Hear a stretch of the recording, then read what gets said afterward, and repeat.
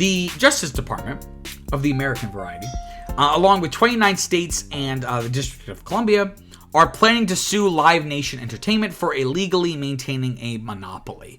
Luckily, Vulture, the publication, has outlined essentially their 5 key arguments in a nice bulleted list. So I'm going to read you those 5 key arguments and kind of explain a little bit more detail. So essentially, the DOJ is basically arguing that 1, Live Nation has a monopoly on primary ticketing markets. 2, Ticketmaster's long-term deals with venues represent exclusive dealing, which is a big no-no. Number 3, Live Nation has established a tying arrangement by requiring artists performing in Live Nation venues to use Live Nation as a promoter. Number 4, Live Nation has a monopoly on large amphitheaters. And number 5, Live Nation has monopolies on concert promotion for both venues and artists. So essentially, in layman's terms, the argument here is that Live Nation has been able to solidify its power through Ticketmaster's exclusive ticketing contracts, right? Also holds dominance over concert tours and venue management, and this all amounted to creating an illegal monopoly that raised prices, limited innovation, and stifled competition, right? The lawsuit also claims that they colluded with a fellow venue management company, Oakview Group, which suspiciously was co-founded by the former executive chairman of Live Nation. I wonder what that could possibly mean. I'm just going to quote from the Hollywood Reporter here. They basically summed it up, and there really was no better way to reword this. So here's what the Hollywood Reporter had to say about this. In 2016, Live Nation chief executive Michael Rapino emailed Oakview Group, which offered to promote an artist Live Nation formerly worked with, warning that such competition would lead to artists demanding more compensation, according to the complaint. He wrote, quote, "What's up? We have done his touring in Vegas. Let's make sure we don't let the artist agency now start playing us off," end quote, the lawsuit says. After the exchange, Oakview Group withdrew its bid. So you can see that there is this colluding, which again is a no-no. So like there is such a thing as not just monopoly, but duopoly. If competitors in an industry collude with one another to keep prices high, to make sure that things always go their way, that can be grounds for antitrust regulation. And this, effort to kind of, break Live Nation's hold on the live event industry and potentially even break it all up is fairly bipartisan. It's not necessarily one side or the other is thinking this. The NPR notes that the House of Representatives actually recently just passed what they call the Ticket Act. And of course, Ticket probably stands for something. I'm not looking up the acronym. I refuse to give them the pleasure of me looking up their dumb acronyms. But they passed this law, the Ticket Act, to force ticket sellers like Ticketmaster to list all costs and fees within a live event ticket. And this was passed in the House, and it was introduced in the Senate recently by Ted Cruz, right? So again, a Republican. So it's a very strange group of bedfellows, right? So Live Nation's reaction to this lawsuit, obviously they were not happy with this. Here's a quote here, official statement here. Quote, "The DOJ's lawsuit won't solve the issues fans care about relating to ticket prices, service fees, and access to in-demand shows. Calling Ticketmaster a monopoly may be a PR win for the DOJ in the short term, but it will lose in court because it ignores the basic economics of live entertainment, such as the fact that the bulk of service fees go to venues and that competition has steadily eroded Ticketmaster's market share and profit margin," end quote. So their argument is basically like, look, we do have competition. Our profit margin has been hurt by this competition, Why are you coming after little old us, right? And they do make an interesting point that, they argue that they don't set the ticket prices, right? Artists do and venues do, right? This wasn't necessarily in response to that statement, but artists in general have, complained about Ticketmaster and Live Nation. And, a group of artists, including Billie Eilish, notably, released a joint statement saying, quote, "We are joining together to say that the current system is broken. Predatory resellers and secondary platforms engage in deceptive ticketing practices to inflate ticket prices and deprive fans of the chance to see their favorite artists at a fair price," end quote. So what's going on here? So Live Nation Entertainment is like the overarching umbrella corporation that technically owned. It was the product of a merger between Ticketmaster and Live Nation. So these are huge, these are huge companies in their own right. But then by being together, they are then able to kind of leverage each other's access and strengths to create more and more of a closed system that benefits the overall corporation. So, and these are huge companies. So the New York Times notes that Ticketmaster sells around 600 million tickets a year to events around the world. And some reports estimate that the company handles ticketing for 70 to 80% of major American concert venues. Axios also notes that Live Nation directly manages more than 400 artists. You can start to see some potentially illegal cross synergies going on there, right? So again, Ticketmaster and Live Nation. So it's both. This company is doing both ticket sales to concerts that they themselves are promoting. So the tours are promoted by the Kite. So it was basically found that tours that were promoted by Live Nation were more likely to play venues where Ticketmaster was the exclusive ticketing option.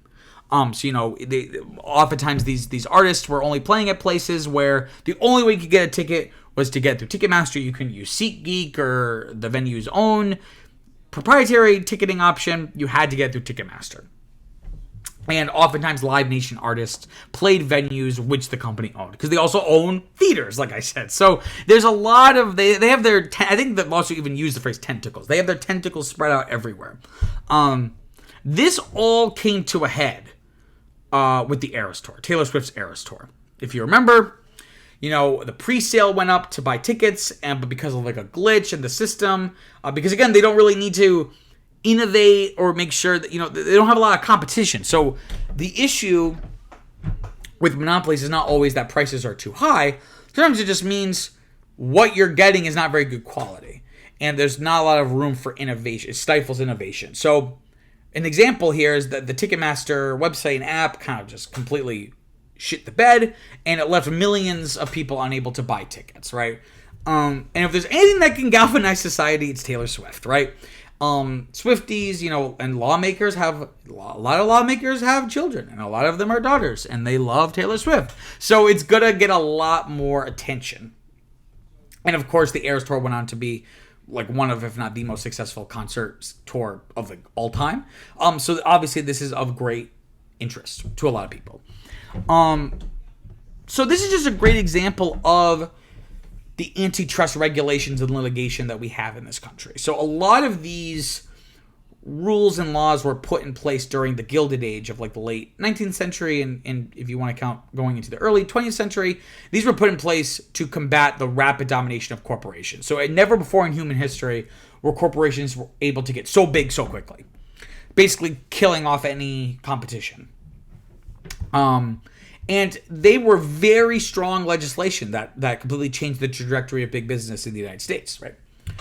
But a lot of this has not been updated, right? Obviously, there have been new laws passed or updates or just policies, but, ultimately, the DOJ is using century-old laws to fight modern problems. So, never before were companies able to get so big so quickly. But now in 2024, companies are able to get way more bigger than they could in 1885 or whatever it was, right? And again, the American government, whether it be Democrats or Republicans, have been much more lax on prosecuting antitrust or monopoly cases in like the neoliberal, kind of post-Reagan era where, kind of trying, not quite laissez-faire, but trying to give the market as much breathing room as possible, rather than being kind of the first mover, right? But recent lawsuits point to some kind of sea change. Just like how the Gilded Age was followed by the New Deal era, I've been saying since I was in high school in like the 2010s that we've been living through, a second Gilded Age or a neo-Gilded Age. So it would stand to reason that we would then kind of also have a similar trajectory of, finally kind of taking charge and dealing with these issues. So just within the Biden administration, so like the past couple of years, they've been a lot more aggressive about preventing monopolies or breaking up monopolies. So it sued Apple in March. It's brought 2 cases against Google. The FTC filed an antitrust suit against Amazon. They're pursuing another one against Meta. They stopped the merger between Penguin and Random House, which itself was the result of a merger. Stopped a merger between Penguin, Random House, and Simon & Schuster. So they've been a lot more aggressive than they had been for like decades, right? The Department of Justice had allowed this merger between Live Nation and Ticketmaster back in 2010, but under certain conditions. And it was then found, though, in 2019, less than a decade later, that Live Nation had violated these terms, right? So the DOJ began investigating this in earnest in 2022, and of course, Live Nation, because essentially political bribery is legal as long as it's a corporation. Live Nation actively lobbied and, doubling its lobbying spend to like $2.5 million, trying to convince lawmakers to protect them, essentially. So here's the question: Is doing all of this, would this solve the problem?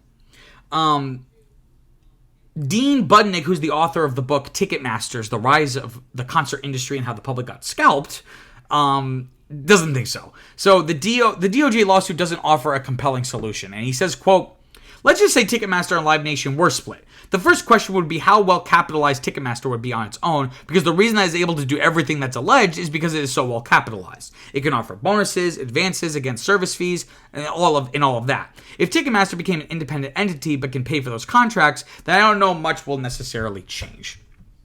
Again, and the way I kind of feel about this is that, again, I don't think splitting this up would necessarily lower ticket prices, because, again, that's often set by the artists and the venues, if they're not owned by Live Nation. But, again, such a breakup would force ticket sellers to improve their service, like we were saying. So you wouldn't have issues like the Eras Tour. And there would be more incentive to combat the issue of ticket resellers and scalping and things like that, because it's like, well, if SeatGeek is being more proactive about it, well, now that's a potential threat to our business. We should get in on that. We should be more proactive about that. So ultimately, I mean, I'm always, gonna side on things being too,